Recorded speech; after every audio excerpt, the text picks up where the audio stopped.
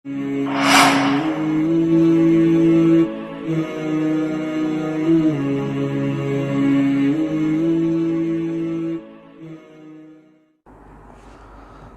علیکم ورحمۃ اللہ وبرکاتہ۔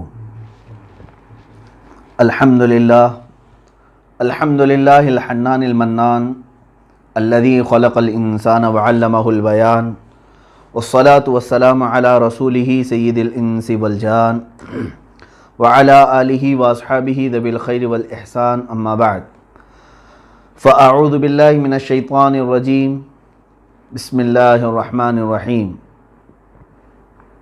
ما آتاکم الرسول فخذوہ وما نہاکم عنہ فانتہوا، صدق اللہ مولانا العظیم وبلغنا رسولہ النبی الامین المتین المختار الکریم، ونحن علی ذلک لمن الشاہدین والشاکرین والحمد للہ رب العالمین۔ بارگاہ رسالت معاب صلی اللہ تعالی علیہ وسلم میں درود پاک کا ہدیہ پیش کریں۔ اللہم صلی علی سیدنا و مولانا محمد معدن الجود والکرم وآلہ واصحابہ الکرام وابنہ الکریم وبارک وسلم صلاۃ دائمۃ سرمدا ابدا۔ عزیزان گرامی وقار و حاضرین، آج کے پرفتن حالات جس میں ہر بندہ آج ایک عجیب سی کشمکش میں ہے، صحیح کیا ہے غلط کیا ہے وہ پرکھنے میں ہی اس کا اکثر وقت چلا جا رہا ہے۔ آخر کس کی بات کو صحیح مانیں، کس کی بات کو غلط مانیں۔ میں دینی باتوں کی بات نہیں کر رہا ہوں، بلکہ آج جو حالات سنائے جا رہے ہیں، بتائے جا رہے ہیں، ان حالات میں کس چیز کی طرف دیکھنا چاہیے انسان کو۔ صبح سے لے کر شام تک میڈیا ہمیں کچھ اور بتا رہا ہے، ہر نیوز چینل کچھ اور خبریں دے رہی ہیں، کچھ عینی جو شاہدین ہیں آنکھوں سے دیکھے ہوئے وہ لوگ کچھ اور بتا رہے ہیں، لیکن کچھ پڑھے لکھے لوگ اور محققین مدققین وہ کچھ اور باتیں بتا رہے ہیں۔ تو ایک عام سا بندہ ان میں الجھ گیا ہے، کس کی بات پر یقین کروں، خواہ وہ بیماری کے نام پر ہو یا جنگوں کے معاملات پر ہو یا حالات کسی بھی۔ میں خاص کسی ایک ٹاپک پر بات نہیں کر رہا ہوں، یعنی آج پوری دنیا جس وبا سے جوجھ رہی ہے، ان میں کس پر اعتبار کریں، ڈاکٹروں کی بات، حکومت کی بات، یا میڈیا کی بات، یا پھر عوام جنہوں نے عینی مشاہدہ کیا ہے، کس کی بات کا اعتبار کیا جائے۔ میرے عزیزو، اس کا خالصتاً ایک ہی حل ہے، آپ اس کی اس کی بات کو نہ دیکھیں، اللہ اور اس کے رسول صلی اللہ علیہ وسلم کی بات پر یقین کریں۔ بھروسہ اور اعتماد اور ایمان ہمیں اگر حکم ہے کسی کی بات پر کرنے کا، وہ اللہ اور اس کے رسول صلی اللہ تعالیٰ علیہ وسلم کا ہے۔ رب ذوالجلال نے جو بیان فرما دیا اس پر ایک مسلمان کا یقین ہے، اور اسی طرح میرے آقا صلی اللہ تعالیٰ علیہ وسلم نے جو بیان فرمایا وہ قیامت تک کے لیے اٹل ہے، اور ان تمام چیزوں پر یقین رکھنا ایک مسلمان کا فرض عین ہے۔ باقی رہی باتیں جھوٹ بھی ہو سکتی ہیں، سچ بھی ہو سکتی ہیں، ان میں آپ الجھ کر کے اپنے آپ کو پریشان نہ کریں۔ لیکن میں ایک بات اپنے بچوں کو، نوجوانوں کو اور سب لوگوں کو جن کے اندر تھوڑی بہت بھی عقل ہے، ان سے میں یہ گزارش کروں گا، جب بھی دنیا میں کوئی حالات پیدا ہوں، سب سے پہلے اس کو تاریخ میں دیکھ لیں، احادیث میں اس سلسلے میں کوئی ہمیں روشنی ملتی ہے، یقیناً ملے گی۔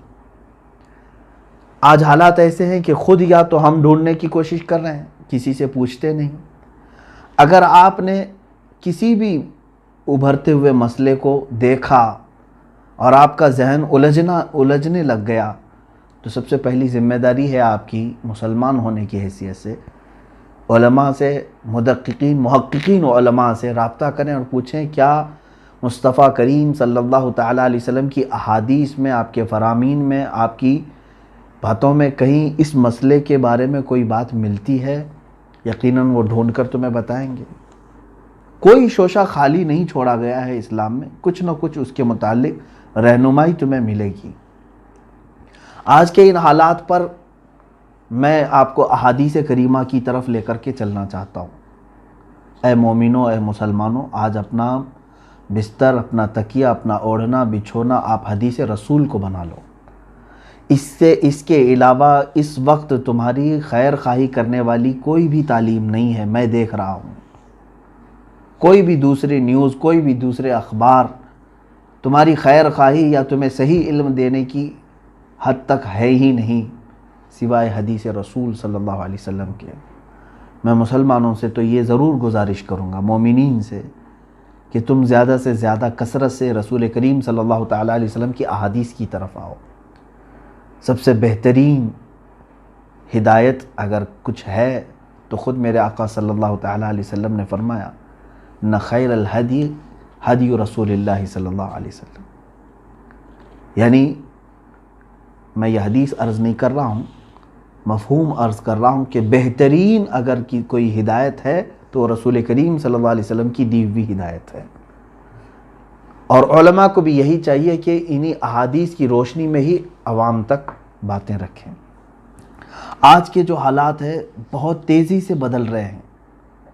میں نے آخر میں غالباً شب قدر کے موقع پر یا ہماری ختم قرآن کی محفل میں عرض کیا تھا، بہت ساری احادیث جو قیامت کے قریب ہونے والے معاملات کو بیان کرتی ہیں، جس میں ایک حدیث میں یہ بھی تھا کہ ہر 20 سال کے بعد زمانہ پوری طرح سے تبدیل ہو جائے گا۔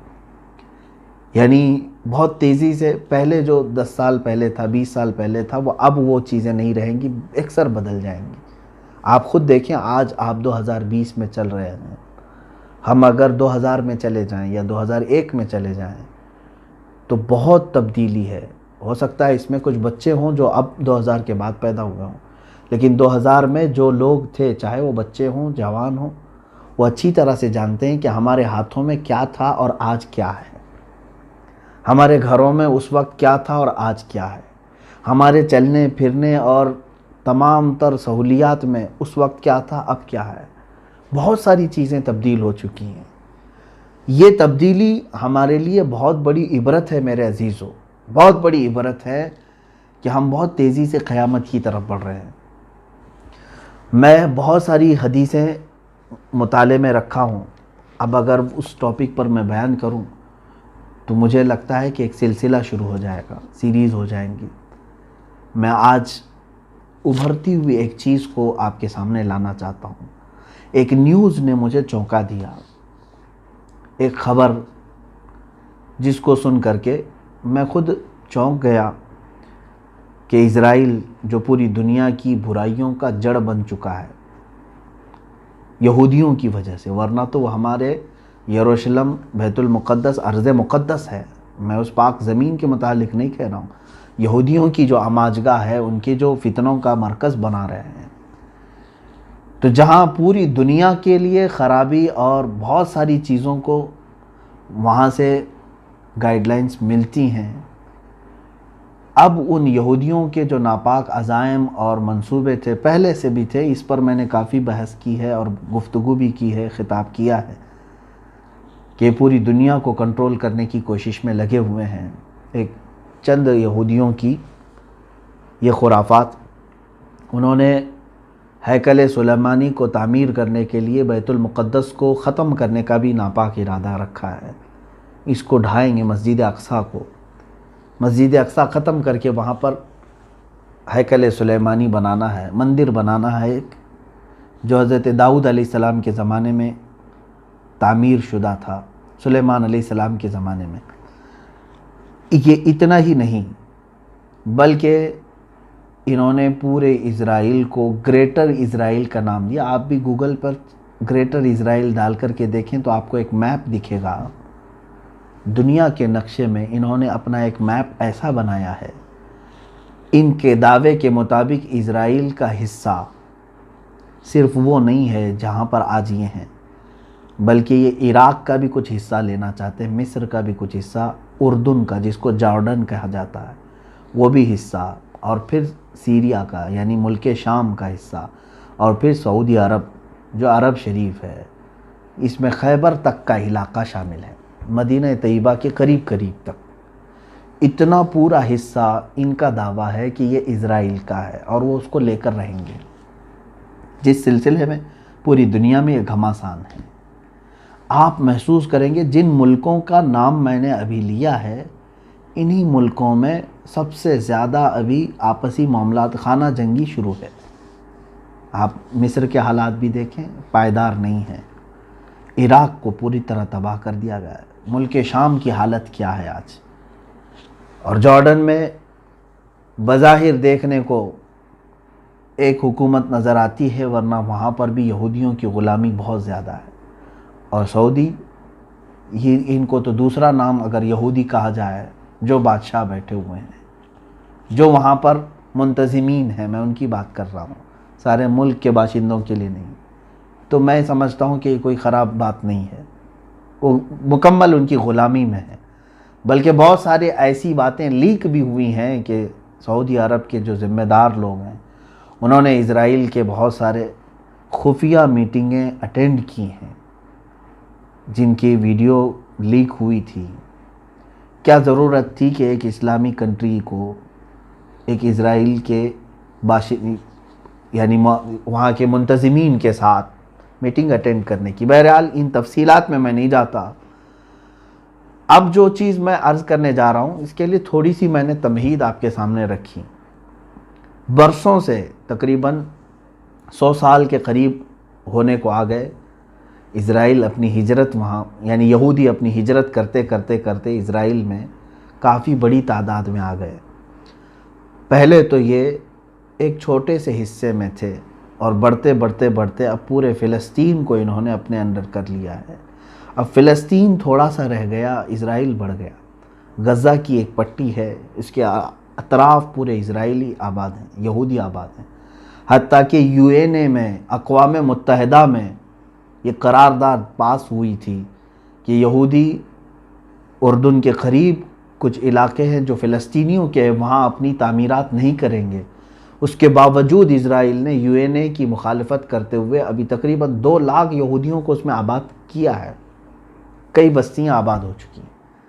میں قریب آ رہا ہوں، آپ سوچ رہے ہوں گے یہ باتیں کیوں چھیڑ رہے ہیں، میں قریب آتا ہوں آپ کے۔ یہودیوں کو لا کر کے یروشلم میں بسایا جا رہا ہے۔ یروشلم یہ وہی شہر ہے جس میں بیت المقدس ہے۔ اب یروشلم کا جو لوکیشن ہے وہ تقریباً دنیا کے 3 بڑے ادیان کے لیے مقدس ہے، عیسائیوں کے لیے بھی، کیونکہ بیت اللحم وہاں ہے، عیسیٰ علیہ السلام کی پیدائش جہاں ہوئی تھی۔ یہودی بھی اس کو مقدس مانتے ہیں، اور مسلمان بھی، کیونکہ وہ ہمارا قبلہ اول ہے، اور مصطفیٰ کریم صلی اللہ تعالیٰ علیہ وسلم کی معراج کا مبدأ ہے۔ وہاں سے حضور اکرم صلی اللہ تعالیٰ علیہ وسلم کی معراج کی شروعات ہوئی تھی، یعنی آسمانوں پر جانے کی۔ تو اس اعتبار سے یہ تینوں بڑے مقدس، یہ تینوں بڑے ادیان کے لیے مقدس حیثیت رکھتا ہے یہ علاقہ۔ اب یروشلم کے لیے ظاہر سی بات ہے، مسلمان بھی، عیسائی بھی اور یہودی بھی، تینوں کا وہاں پر کچھ نہ کچھ دعویٰ رہا ہے۔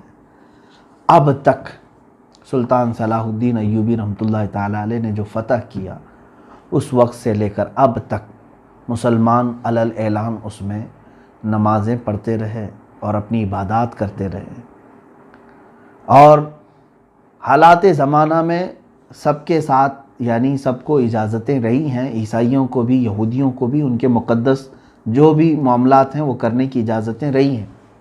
لیکن جب سے یہودی وہاں پر آباد ہوئے، انہوں نے دخل اندازی شروع کی۔ اب حالت یہ ہے کہ بیت المقدس میں بھی پرمیشن ان کی لے کر کے مسلمانوں کو جانا ہوتا ہے، یہودیوں کی پرمیشن لے کر انہیں جانا ہے۔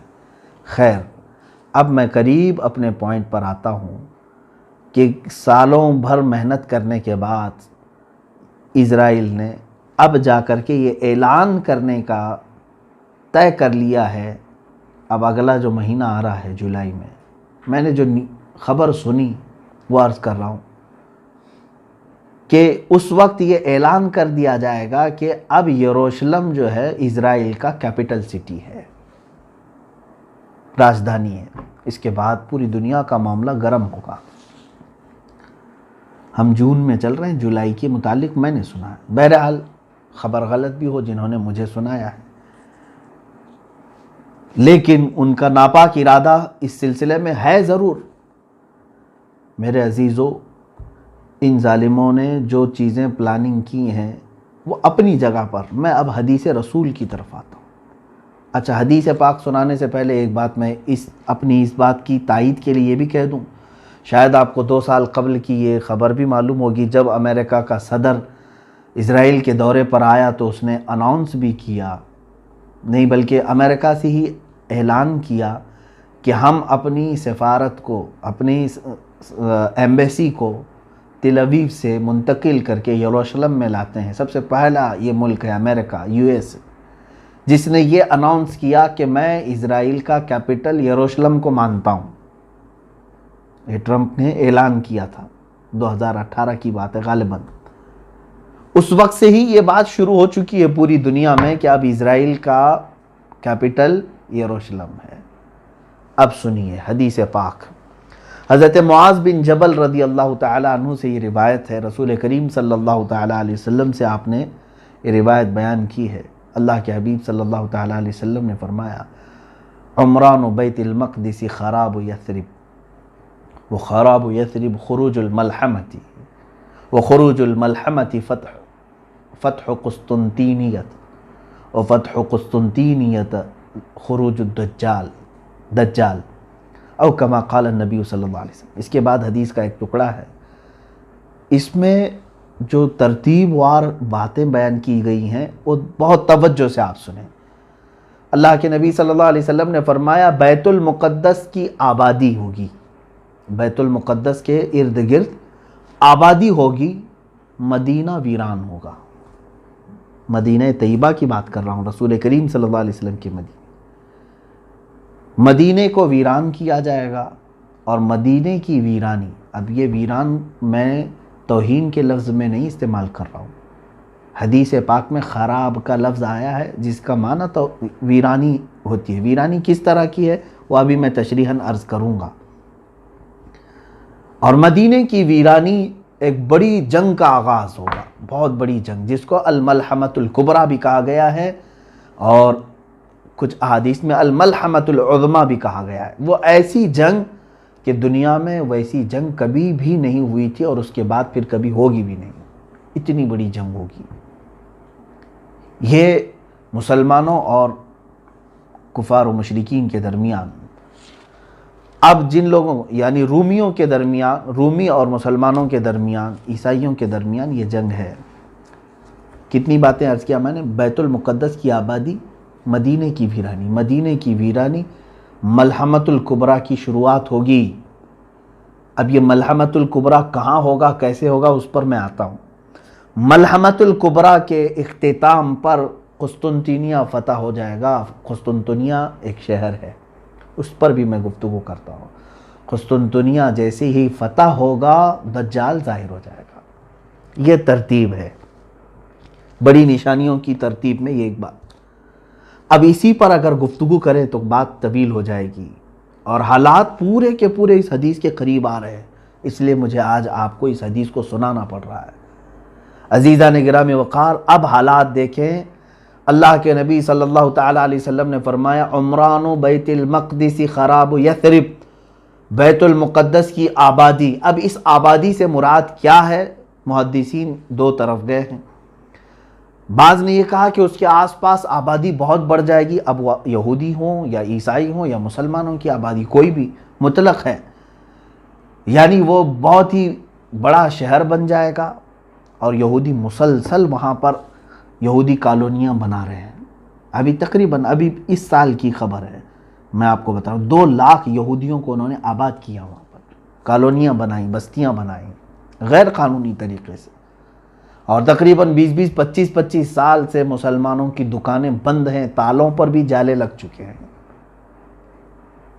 آپ جا کر کے دیکھ سکتے ہیں بیت المقدس کے ارد گرد جو کرفیو لگے ہوئے تھے وہ ابھی تک لگے ہوئے ہیں، لیکن ان کی آبادی بڑھ رہی ہے۔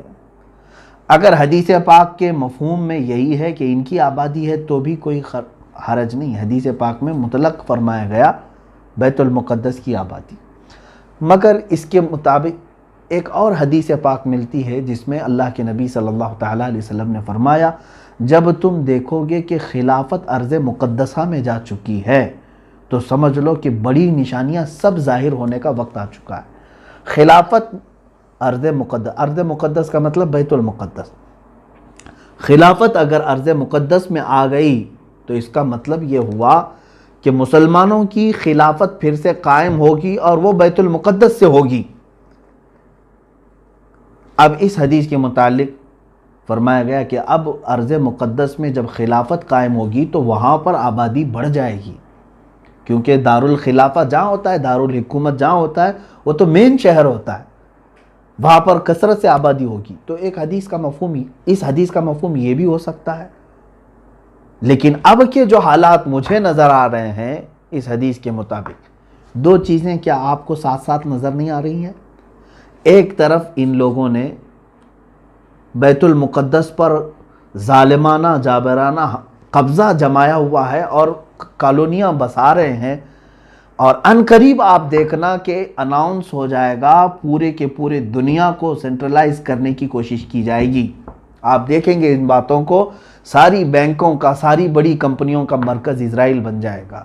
آج بھی پوری دنیا میں جتنے اسلحے، ویپنز، ہتھیار سپلائی کیے جاتے ہیں، اس میں سے بھاری مقدار 60 یا 70% حصہ اسرائیل کا ہے۔ پوری دنیا کو ہتھیار سپلائی کرنے میں یہ چھوٹا سا ملک بڑا کردار ادا کرتا ہے۔ بڑی بڑی کمپنیوں کے مالک اسرائیلی ہیں، آج بھی بڑی بڑی کمپنیاں ہیں جن کو گنانے میں وقت لگ جائے گا۔ یہ ساری کی ساری کہاں مرکزیت اختیار کر جائیں گی؟ اسرائیل میں۔ اب وہی ان کا جو خواب ہے، یہودیوں کا یہ خواب ہے کہ ہم گریٹر اسرائیل بنا کر کے رہیں گے، جو انہوں نے میپ میں بنایا ہے اتنا لمبا چوڑا، وہ خیبر تک کا علاقہ قبضہ کرنا ہے۔ اس اعتبار سے وہ عملی طور پر کوششوں میں لگے ہوئے ہیں، مگر میں حدیث بیان کر رہا ہوں آپ کو، بیت المقدس کے ارد گرد آبادی، مدینے کی ویرانی، ایک طرف یہ یہودی کالونیاں بسا رہے ہیں اور دور دور سے ہجرت کر کے وہاں پہنچ رہے ہیں اور ساری بڑی کمپنیوں کا مرکز یروشلم بنانا چاہ رہے ہیں۔ امریکہ نے ایمبیسی منتقل کر دی، اب اس کے بعد اس کے نقش قدم پر دوسرے ملک بھی دھیرے دھیرے اپنی ایمبیسیاں کہاں لے کر کے آئیں گے؟ یروشلم میں لے کے آئیں گے۔ دوسری طرف ادھر مدینہ طیبہ کو دیکھیں، مدینہ طیبہ مسلسل 3 ماہ ہو چکے مسجد نبوی کو بند رکھا گیا ہے۔ اب مدینہ کی ویرانی سے کیا مراد ہے؟ عزیزان گرامی، میرا کلیجہ حلق کو آ جائے اگر میں وہ حدیثیں آپ کو پڑھوں کہ سناؤں، اور یہ حدیثیں صحیح مسلم شریف میں ہیں، بخاری شریف میں ہیں، صحیح ابن حبان اور موطا امام مالک، یہ 4 مقدس اور بہت ہی بڑی کتابوں کی حدیث ہے۔ اللہ کے نبی صلی اللہ تعالیٰ علیہ وسلم نے یہ فرمایا، تم دیکھو گے ان قریب مدینے کو ایسا چھوڑ دیا جائے گا، مدینے کو چھوڑ دیا جائے گا، یہاں تک کہ اس کے رہنے والے اور زیارت کرنے والے مدینے سے خالی ہو جائیں گے، اور مدینے میں درندے آئیں گے، یہاں تک کہ مسجد نبوی میں کوئی درندہ داخل ہو جائے گا۔ صحابہ اکرام رضوان اللہ تعالیٰ علیہ مجمعین نے پوچھا، یا رسول اللہ صلی اللہ علیہ وسلم، مدینہ طیبہ کے پھر پھل اور پھول جو کثرت سے ہوں گے وہ کون کھائیں گے؟ میرے آقا صلی اللہ علیہ وسلم نے فرمایا، صرف پرندے اور درندے کھائیں گے۔ مدینہ خوب خوشحال ہوگا، یہاں تک کہ اللہ کے حبیب صلی اللہ علیہ وسلم نے فرمایا، تم دیکھو گے ایک زمانہ آئے گا کہ لوگ اپنے بھتیجوں کو، اس میں حدیث میں ہے کہ اپنے بھتیجے کو آدمی بلائے گا، اپنے چچیرے بھائی کو بلائے گا اور کہے گا کہ چلو خوشحالی کی طرف، چلو خوشحالی کی طرف۔ کہاں؟ مدینے میں رہنے والے لوگ یہ بول کر کے مدینہ چھوڑ کر کے جائیں گے، خوشحالی کی طرف چلو، جبکہ میرے آقا صلی اللہ تعالیٰ علیہ وسلم فرماتے ہیں کہ المدینۃ خیر لہم لو کانوا یعلمون، مدینہ ان کے لیے سب سے بہتر ہوگا اگر وہ جان لیں، اگر ان کو تھوڑی بھی شدھ بدھ ہے تو انہیں معلوم ہونا چاہیے کہ مدینہ ان کے لیے خیر ہے، لیکن وہ مدینے کو چھوڑ کر خالی کر کے جائیں گے۔ اب مدینے کی ویرانی سے مراد یہی ہے، تو وہ ابتدا ہم اپنی آنکھوں سے آج دیکھ رہے ہیں۔ مدینہ طیبہ میں رہنے والے لوگ، ہم جیسے لوگ تو دور پڑے ہوئے ہیں، میرے آقا صلی اللہ تعالیٰ علیہ وسلم کی چوکھٹ کے بوسوں کے لیے ہم منتظر ہیں۔ کئی موسم آئے چلے گئے، رمضان بھی گزر گیا، حج بھی گزر گیا، یہ وہ موسم ہوتے ہیں کہ حجاج کی زبانوں سے لبیک سنتے ہی میرے آقا کی یاد آ جاتی تھی کہ یہ نبی کونین صلی اللہ علیہ وسلم کو سلامی پیش کرنے کے لیے جا رہا ہے۔ مگر یہ سارے موسم گزرتے گئے میرے عزیزو، ہم تو دور بیٹھے صرف ترستے رہ گئے، لیکن جو مدینہ طیبہ میں موجود ہیں ان سے بھی آپ پوچھیں، ان ظالموں نے ان لوگوں کو بھی دربار رسالت میں حاضر ہونے سے روک رکھا ہے۔ محض ایک بیماری بہانہ، کورونا وائرس کے بہانے پر روضہ رسول صلی اللہ تعالیٰ علیہ وسلم کے سامنے آنے جانے کی پابندی ہے۔ اگرچہ ان لوگوں نے تھوڑی مسجد کھولی ہے، کچھ مخصوص علاقے کھولے ہیں، لیکن مسجد نبوی روضہ رسول صلی اللہ تعالیٰ علیہ وسلم پر حاضری نہیں ہے۔ تو کیا یہ ویرانی نہیں ہے؟ عبادتوں کا نہ ہونا یہ سب سے بڑی ویرانی ہے، اور وہاں کے لوگوں میں یہ تمام چیزیں آئیں گی۔ میرے عزیزو، اس سلسلے کو سن کر کے آپ یہ مت سمجھنا کہ میں نے مدینہ طیبہ کی بے ادبی کی ہے۔ سچ بتاؤں، زندگی کی صرف ایک ہی خواہش ہے کہ اللہ رب العزت اگر ہماری کسی نیکی پر کوئی اجر دے گا تو میں صرف اتنی طلب رکھتا ہوں کہ مولا مجھے جنت البقیع میں دفن عطا کر دے۔ میں مدینہ طیبہ کے لیے عزیزان گرامی وقار یہ کوئی دکھاوے کی یا ریاکاری کی بات نہیں کر رہا ہوں، یہ اخلاص کے ساتھ اللہ کی بارگاہ میں ہمیشہ دعا کرتا بھی رہتا ہوں۔ مگر ان حدیثوں میں جو باتیں ہیں اس کو آپ یہ نہ سمجھ لیں کہ کیا مدینہ ایسا ویران ہو جائے گا، یہ تو میرے مصطفیٰ کریم صلی اللہ علیہ وسلم نے بیان فرمایا۔ لیکن جو لوگ چھوڑ کر کے جائیں گے مدینہ، جو باشندے ہوں یا زائرین ہوں جو خالی کریں گے، ان کے بھی متعلق مدینہ طیبہ کی فضیلتوں میں میرے آقا صلی اللہ تعالیٰ علیہ وسلم نے فرمایا، صحیح مسلم شریف کی حدیث ہے، مدینہ طیبہ ایک بھٹی کی طرح ہے، آگ کی بھٹی جس طرح سے ہوتی ہے کہ لوہے کو اس میں ڈالیں تو جس طرح سے بھٹی میل کچیل کو نکال دیتی ہے، سونے کو آپ سونار کے پاس دیں وہ تپاتا ہے آگ میں، جتنا ویسٹیج ہے وہ نکل جاتا ہے، پیوریٹی باقی رہتی ہے۔ میرے آقا صلی اللہ علیہ وسلم نے فرمایا مدینہ ہر خبیث کو اپنے اندر سے نکال کر باہر کرے گا، صرف وہی رہ جائیں گے جو طیب ہوں گے، صرف وہی رہ جائیں گے۔ یہ چند دنوں کے لیے ہو سکتا ہے مدینہ طیبہ کی ویرانی، لیکن دوسری حدیثوں میں یہ بھی ملتا ہے، اللہ کے نبی صلی اللہ تعالیٰ علیہ وسلم نے فرمایا دجال مدینے میں نہیں آئے گا، یاجوج ماجوج مدینے میں نہیں آئیں گے، بڑے بڑے فتنے مدینے میں نہیں آئیں گے۔ اور میرے آقا صلی اللہ علیہ وسلم نے یہ بھی فرمایا ان الایمان لا یأزر الی المدینہ کما تأزر الحیۃ الی جحرہا، ایمان پوری دنیا سے لوٹ کر کے مدینے میں ایسا آ جائے گا جیسے سانپ گھوم پھر کر کے واپس اپنے سوراخ میں آ جاتا ہے، اپنے بل میں جیسے آ جاتا ہے سانپ۔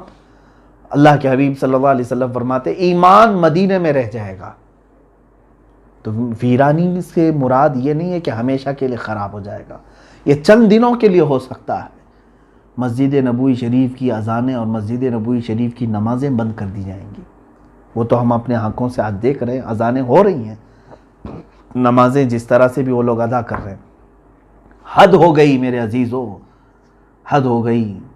ارے لوگ تو وہاں مرنے کی تمنا رکھتے ہیں، اگر کوئی بیماری کا مسئلہ اس طرح سے ہوتا کہ جان لیوا ہے تب تو ہم سمجھتے، لیکن جس بیماری کو تم لوگوں نے آج پوری دنیا میں ڈر اور خوف کا ماحول بنا کر لوگوں کو وسوسوں میں ڈال رکھا ہے، یہ بیماری سردی اور بخار سے زیادہ کچھ نہیں۔ یہ میں بڑی بات کہہ رہا ہوں، اگر تو مجھے پکڑیں میرے عزیزوں، میں صرف اس لیے کہہ رہا ہوں کہ کینسر سے اتنے اچھے ہوتے ہوئے لوگوں کو آج تک میں نے نہیں دیکھا، HIV سے اچھے ہوتے ہوئے، کیور ہوتے ہوئے اتنے لوگوں کو نہیں دیکھا۔ میں صرف اگر اپنے انڈیا کی بات کروں تو 4.5 لاکھ لوگوں کو آج یہاں بتا رہے ہیں، جس میں سے تو 3 لاکھ اچھے ہو چکے ہیں۔ اتنی بڑی تعداد اگر اچھے ہو سکتے ہیں، کیور ہو سکتے ہیں، تو یہ بیماری جان لیوا کیسے ہو گئی؟ اس کو جان لیوا کہتے ہیں۔ اس سے زیادہ خطرناک تو BP ہے، شوگر ہے۔ کبھی بلڈ پریشر والوں کو صحیح ہوتے ہوئے سنا ہے آپ نے؟ شوگر کے مریض کو کیور ہوتے ہوئے سنا آپ نے؟ وہ چلتا رہتا ہے کنٹینیو موت تک۔ اس بیماری کو اتنا بڑا بنا کر کے کیوں خوف کے ماحول میں لوگوں کو مجبور کیا گیا ہے آج؟ اس سلسلے میں پھر کبھی میں گفتگو کرتا ہوں، ان کی نیت صاف نہیں ہے۔ پوری دنیا ظالم بنی ہوئی ہے اور اس ظلم کی چکی میں عوام، غریب، سارے لوگ پیس رہے ہیں۔ یہ اور بات ہے کہ جو بھی آواز ان کے خلاف اٹھائے گا اس کو کیس کریں گے، اندر لے جائیں گے، اور نہ جانے ان کے ساتھ کیا کیا برا کریں گے، مجھے معلوم ہے۔ اس کے باوجود میں گفتگو کر رہا ہوں صرف اس لیے کہ اے غیور مسلمانوں، بیدار ہو جاؤ۔ اللہ تمہارا حامی ہے، رسول کریم صلی اللہ تعالیٰ علیہ وسلم تمہارے ناصر و مددگار ہیں۔ اپنی ان تمام پھیلائی ہوئی باتوں پر اعتماد اور بھروسہ نہ رکھو، ایمان نہ لاؤ ان کی تمام باتوں پر۔ بات یہ عرض کر رہا تھا، مدینہ طیبہ کو جس طرح سے ویران کرنے کی ان لوگوں نے کوشش کی، اللہ اکبر، آج بتانے سے زبان لڑکھڑا جاتی ہے۔ اب اللہ کے حبیب صلی اللہ تعالیٰ علیہ وسلم نے جو بیان فرمایا کہ وَخَرَابُ يَثْرِبَ خروج الملحمۃ الکبریٰ۔ خروج الملحمہ، ملحمہ کیا ہے یہ؟ اب اس پر میں بات کروں۔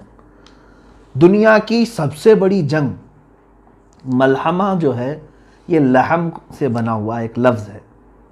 گوشت کاٹنے کی جو دکان ہے اس کو ملحم بھی کہتے ہیں۔ ملحمہ، اس میں گوشت کے ٹکڑے ٹکڑے ہو جائیں گے، جس کی وجہ سے اس کو بہت بڑی ملحمۃ الکبریٰ، یعنی اللہ کے حبیب صلی اللہ تعالیٰ علیہ وسلم نے یہ فرمایا، خراب یثرب خروج الملحمہ۔ ملحمہ کیا ہے؟ ایک بہت بڑی جنگ ہے۔ دوسری حدیثوں سے اس کے متعلق جو تائید ملتی ہے، ایک حدیث میں یہ بھی میرے آقا صلی اللہ تعالیٰ علیہ وسلم نے فرمایا، تم قیامت اس وقت تک نہیں آئے گی جب تک کہ رومیوں کے ساتھ تم آماق میں یا دابق میں نہ اتر جاؤ۔ یہ دو جگہوں کے نام میں بتا رہا ہوں، مرج دابق اور آماق، یہ لفظ آئے ہیں۔ اور ایک حدیث میں ہے، حضور صلی اللہ تعالیٰ علیہ وسلم نے فرمایا، ملحمۃ الکبریٰ ہوگی، سب سے بڑی جنگ ہوگی مسلمانوں میں اور عیسائیوں میں، اور یہ غوطہ میں ہوگی، جو دمشق کا ایک علاقہ ہے، غوطہ۔ حدیث میں لفظ بھی آیا ہے، مسلمانوں کا مرکز غوطہ ہوگا۔ اس وقت تمام مسلمان وہاں جمع ہوں گے، دمشق میں، غوطہ۔ اور جو جنگ ہوگی وہ علاقہ ہے مرج دابق، جو حلب کے قریب ہے، ایک بہت بڑا میدان ہے، اب بھی موجود ہے، جس کو آج انگلش میں ایلیپو کہتے ہیں، وہ حلب ہے۔ حلب کے قریب میں یہ علاقہ موجود ہے۔ اب ملک شام کی حیثیت کو بھی آپ سمجھ لیں۔ قیامت کی نشانیوں میں اللہ کے حبیب صلی اللہ علیہ وسلم نے یہ بھی فرمایا کہ جو مومن ہوں گے وہ سب ملک شام کی طرف ہجرت کر جائیں گے۔ سب کس طرف جائیں گے؟ ملک شام کی طرف، جس کو سیریا کہتے ہیں، اور عربی میں کچھ لوگ سوریا کہتے ہیں۔ سیریا کی طرف سب لوگ چلے جائیں گے۔ آج آپ یہ سوچ رہے ہوں گے کہ سیریا چھوڑ کر کے لوگ جا رہے ہیں، اور ایسے حالات میں آپ کہہ رہے ہیں کہ سارے لوگ سیریا میں آئیں گے۔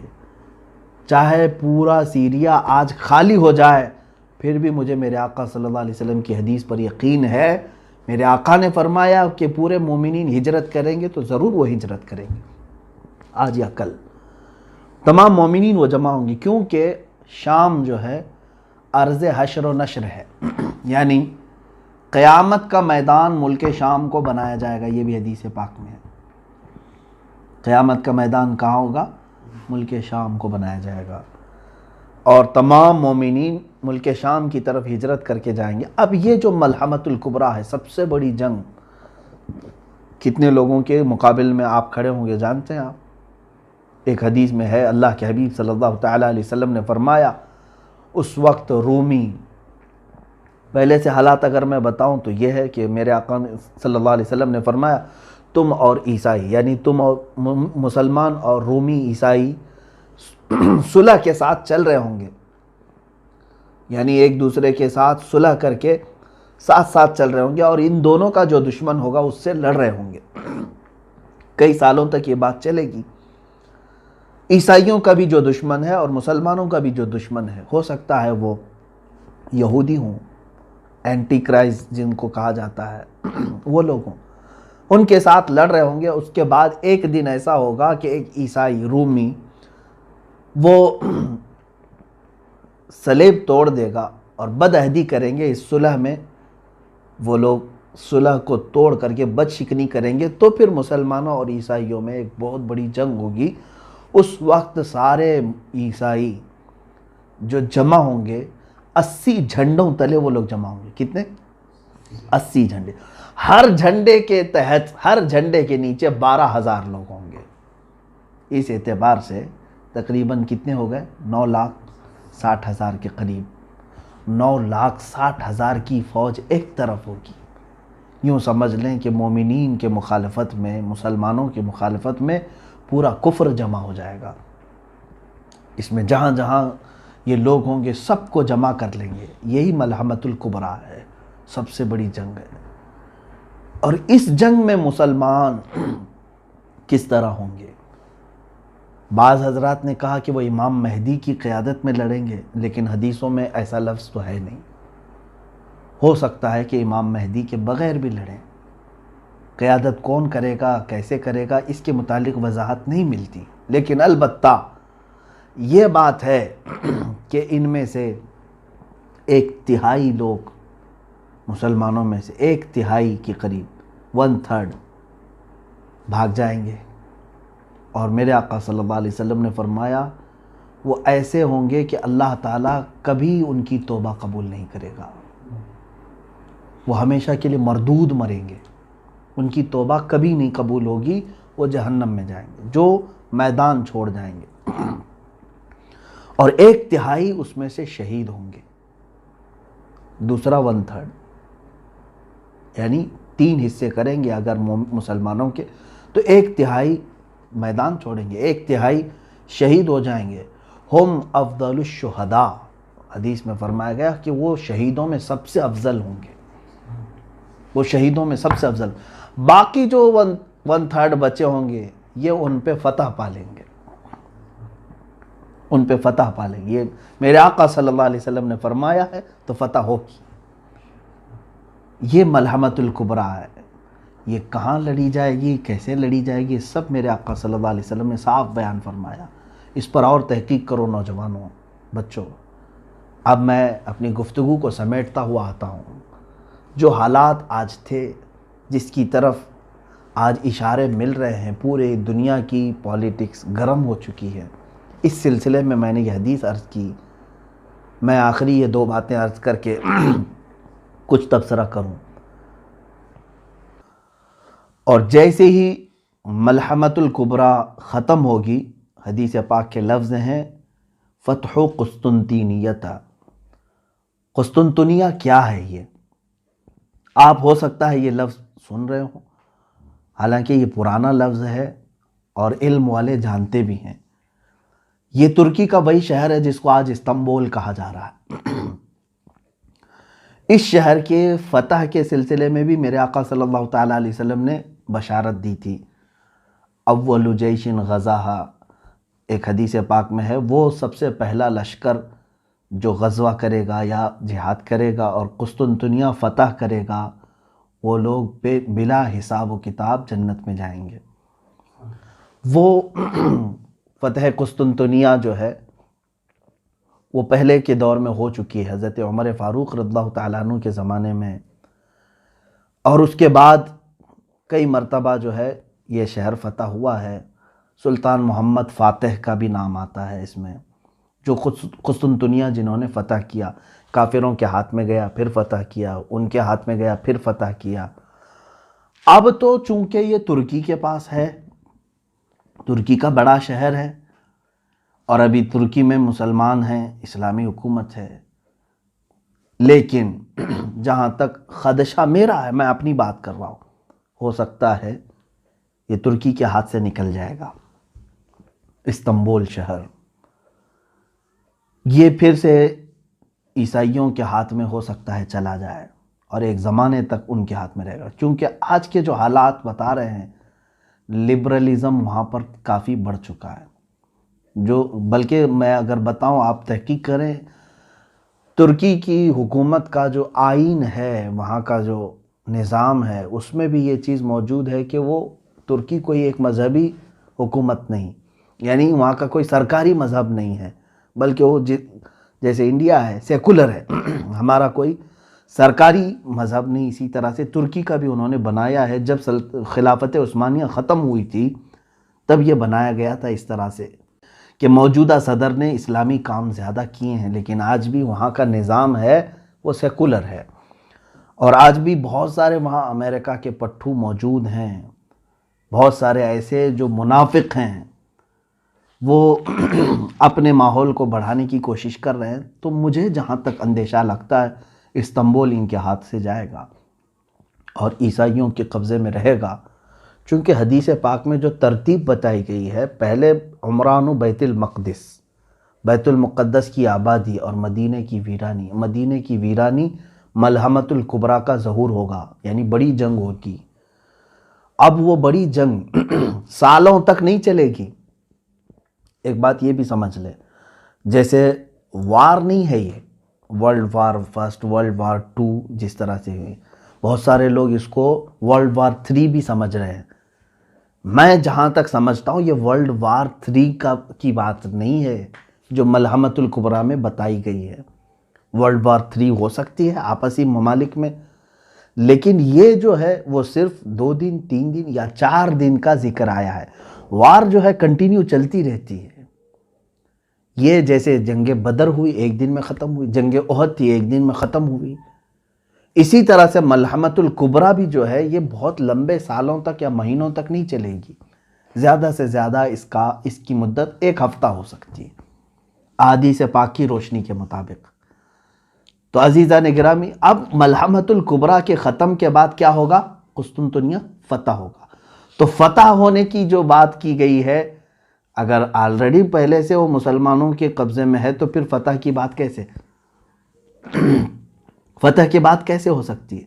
اور فتح قسطنطنیہ سے مراد اگر پہلے والی فتح جو حضرت عمر کے زمانے میں ہوئی یا سلطان محمد فاتح کے زمانے میں ہوئی، تو پھر یہ بھی ماننا پڑے گا کہ اس سے پہلے ملحمۃ الکبریٰ ہو چکی ہے، اس سے پہلے مدینہ ویران ہو چکا ہے، اس سے پہلے بیت المقدس کی یہ ساری ترتیب الٹ جائے گی۔ تو اسی لیے میں نے کہا کہ ہو سکتا ہے استنبول شہر آج یعنی عیسائیوں کے قبضے میں چلا جائے، پھر فتح ہوگا، اور وہ فتح کیسے ہوگی؟ جنگ سے نہیں، بلکہ حدیث پاک میں ہے وہ الملحمۃ الکبریٰ میں سے 1/3 جو لشکر تھا مسلمانوں کا، وہی جائیں گے فتح قسطنطنیہ کے لیے، اور وہ امام مہدی کی قیادت میں ہوں گے، امام مہدی کی قیادت میں ہوں گے۔ اس میں یہ بتایا گیا ہے کہ وہاں پر وہ لوگ بغیر کسی قتل کے، بغیر کسی لڑائی کے قسطنطنیہ کو کیسے فتح کریں گے؟ مسلمان نعرہ لگائیں گے، لا الہ الا اللہ واللہ اکبر، جیسے وہ ایک بار بلند آواز سے کہیں گے اس کا ایک حصہ فتح ہو چکا ہوگا، دوسری مرتبہ کہیں گے تو استنبول کا دوسرا حصہ فتح ہو چکا ہوگا، یہ حدیث پاک میں موجود ہے۔ تیسری مرتبہ مسلمان نعرہ تکبیر اس طرح بلند کریں گے، لا الہ الا اللہ واللہ اکبر، قسطنطنیہ یعنی استنبول شہر فتح ہو چکا ہوگا۔ اب جو بات بتانی ہے وہ بہت اہم ہے، بہت اہم ہے۔ یہاں تک کی بات تھی، جیسے یہ قسطنطنیہ فتح کر کے ابھی اپنی یعنی تھکان کو دور بھی نہیں کر چکے ہوں گے، اسی وقت ایک آدمی ان کے پیچھے سے یہ اعلان کرے گا کہ اے مسلمانوں، دجال ظاہر ہو چکا ہے، تمہارے گھروں میں گھس کر کے تمہارے بیوی بچوں کو ختم کر رہا ہے، تو سارے پریشان ہو جائیں گے۔ ایک آفت ابھی ختم نہیں ہوئی تھی کہ دوسری آفت آ گئی۔ اب دجال کے ظہور کی خبر جیسے ہی سنیں گے، اس وقت میرے آقا صلی اللہ تعالیٰ علیہ وسلم فرماتے ہیں 10 گھوڑ سوار، گھوڑے کا ذکر ہے، 10 گھوڑ سوار قسطنطنیہ سے نکلیں گے، پھر وہ ارض مقدس کی طرف آئیں گے یا اپنے وطن آئیں گے، اور بہت تیزی سے آئیں گے، جبکہ وہ خبر شیطان نے پھیلائی تھی جھوٹی ہوگی۔ پہلے جو شیطان کہے گا کہ دجال آ چکا ڈرانے کے لیے، لیکن جب وہ تمام مسلمان واپس اپنے اپنے گھر آئیں گے تب حقیقت میں دجال آ چکا ہوگا۔ اب سنیں، بڑی بات ہے، اللہ کے نبی صلی اللہ علیہ وسلم نے فرمایا میں ان میں سے ہر گھڑ سوار کو جانتا ہوں، اس کا نام بھی اور اس کے باپ کا بھی نام اور اس کے گھوڑوں کے رنگ بھی جانتا ہوں۔ یہ رسول کریم صلی اللہ علیہ وسلم نے فرمایا۔ اس کا مطلب مجھے یہ بھی لگتا ہے کہ گھڑ سواری قیامت تک ختم نہیں ہوگی۔ یا ایک حدیث پاک میں یہ بھی ملتا ہے کہ لوگ اپنے پرانے ہتھیار کی طرف واپس آ جائیں گے، پرانے ہتھیار کی طرف واپس آ جائیں گے، حدیث پاک میں ملتا ہے۔ ظاہر سی بات ہے آج کے دور میں ہم سائیکل اور موٹر سائیکل پر چلنا نہیں چاہ رہے ہیں، رفتار اتنی تیز ہو چکی ہے، ہم جو ہے اب کاروں میں اور کاروں سے زیادہ اب اور تیز ہم دیکھنا چاہ رہے ہیں، بلٹ ٹرین آ چکی ہے، اس سے زیادہ تیز ہم تو ایروپلین دیکھ چکے ہیں، راکٹ دیکھ چکے ہیں۔ اتنی تیزی کے زمانے میں پھر گھوڑے کا تصور کیسے؟ گھوڑا کیوں استعمال کرے گا کوئی؟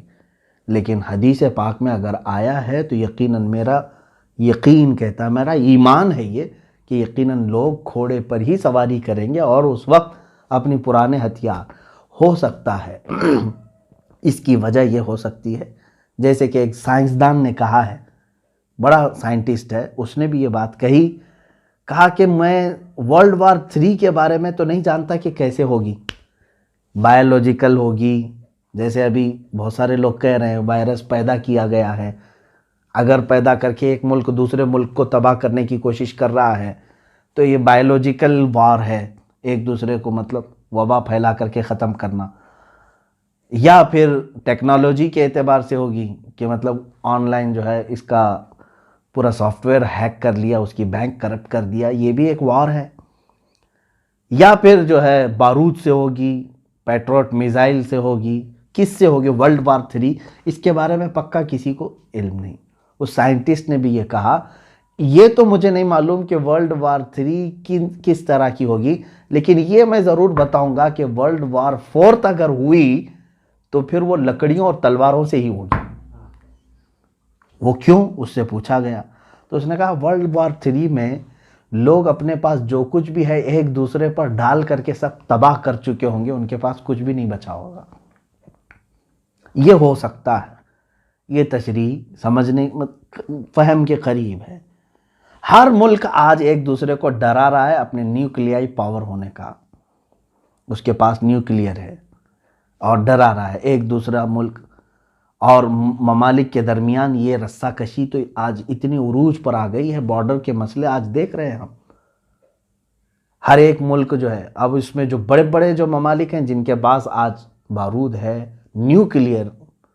نیوکلیائی پاور ہے، اگر ان میں سے کسی نے بھی نیوکلیائی پاور کا استعمال کیا تو انجام اتنا خطرناک ہوگا۔